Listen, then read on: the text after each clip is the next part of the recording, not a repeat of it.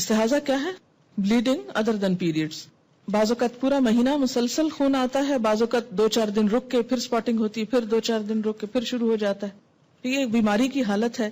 اس میں حکم حیض اور نفاس سے مختلف ہے. ایام حیض گزارنے کے بعد مستحاضہ کو غسل کر کے معمول کے مطابق نماز روزہ ادا کرنا چاہیے. مثلا ایک خاتون کو صبح 8 بجے بلیڈنگ شروع ہوئی اور چوتھے دن 8 بجے وہ بالکل پاک ہو گئی، اور یہی اس کی عادت ہے عموماً 1-2 گھنٹے کے اوپر نیچے فرق سے. اب اس نے نہا لیا، ظہر پڑھ لی، عصر پڑھ لی، مغرب پڑھ لی، کچھ بھی نہیں تھا، بالکل صاف تھی کہ عشاء کی نماز کے وقت اس نے دیکھا کہ یلوش ڈسچارج ہے تھوڑا سا.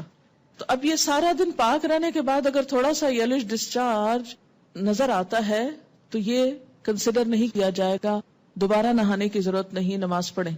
لیکن ایک عورت ابھی پوری طرح پاک ہی نہیں ہوئی اور ابھی ڈسچارج ہو رہا ہے، ریڈ تو نہیں لیکن براؤن اور یلوش ہو رہا ہے، اور ابھی پاکی ہوئی نہیں، تو ایسے میں وہ نہائے مت جب تک کہ وہ وائٹ ڈسچارج نہ دیکھ لے.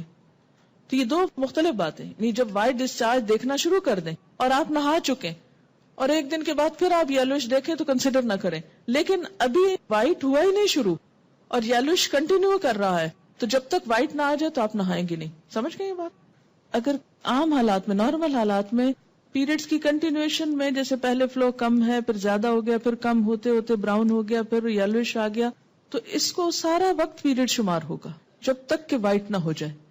لیکن اگر ایک دفعہ وائٹ ہونے کے بعد 1-2 دن کے پھر تھوڑا بہت یلوش یا براؤنش ہوتا ہے تو اس کو کنسیڈر نہیں کیا جائے گا. پیریڈ سے پہلے جو ڈسچارج ہوتا ہے اس کے لیے کیا رولز ہوں گے؟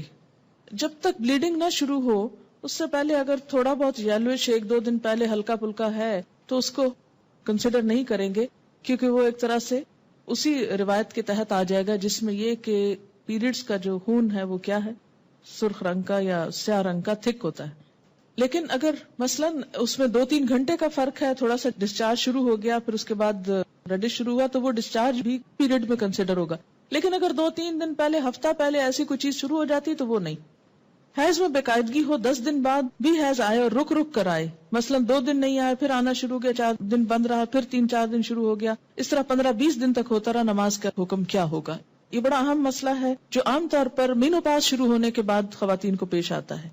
ٹھیک، اس میں کیا ہوگا؟ پھر وہی استحاضہ والی حدیث سامنے رکھی جائے گی کہ جن دنوں میں پیریڈز کی بلیڈنگ جیسا خون نکلے اور پچھلی عادت کے مطابق ہو ان دنوں کو پیریڈز شمار کیا جائے گا اور باقی دنوں کو استحاضہ شمار کیا جائے گا، کیونکہ کوئی حیض 15 دن تک جاری نہیں رہتا. جس خاتون کے ایام حیض معلوم نہ ہو اور جس کے حیض اور استحاضہ کے خون میں رنگ کا فرق بھی نہ پایا جاتا، اسے پہلی دفعہ حیض کے دنوں کو سامنے رکھتے ہوئے ہر مہینے کے اس دن سے حیض کی ابتدا شمار کرنا چاہیے جس دن پہلی مرتبہ حیض آیا تھا. مثلا کسی خاتون کو پہلی دفعہ مہینے کے 7ویں دن حیض آنا شروع ہوا تو اسے حیض اور استحاضہ میں فرق کرنے کے لیے 7ویں دن سے حیض کے احکام پر عمل شروع کرنا چاہیے. مذکورہ مستحاضہ کو اپنے جیسی خواتین، اپنے ملک، علاقے، عمر، اپنے جتنے بچوں والی خواتین کی عادت کو سامنے رکھتے ہوئے مدت حیض کا تعین 6 یا 7 دن شمار کرنے کے بعد استحاضہ کے حکم پر عمل کرنا چاہیے. یعنی پھر دوسری پاس والی خاندان کی رشتہ دار عورتوں کی عادت کو دیکھا جائے گا جس کو پہلی دفعہ سے یہ بیماری شروع ہوئی ہو. جس خاتون کو استحاضہ سے پہلے ایام حیض معلوم ہو، یعنی ہر ماہ کس تاریخ کو شروع ہوتے ہیں اور کتنے دن رہتے ہیں، اسے گزشتہ عادت کے مطابق حیض کے ایام شمار کر کے باقی ایام کو استحاضہ کے ایام شمار کرنا چاہیے اور اس مدت میں استحاضہ کے حکم پر عمل کرنا چاہیے.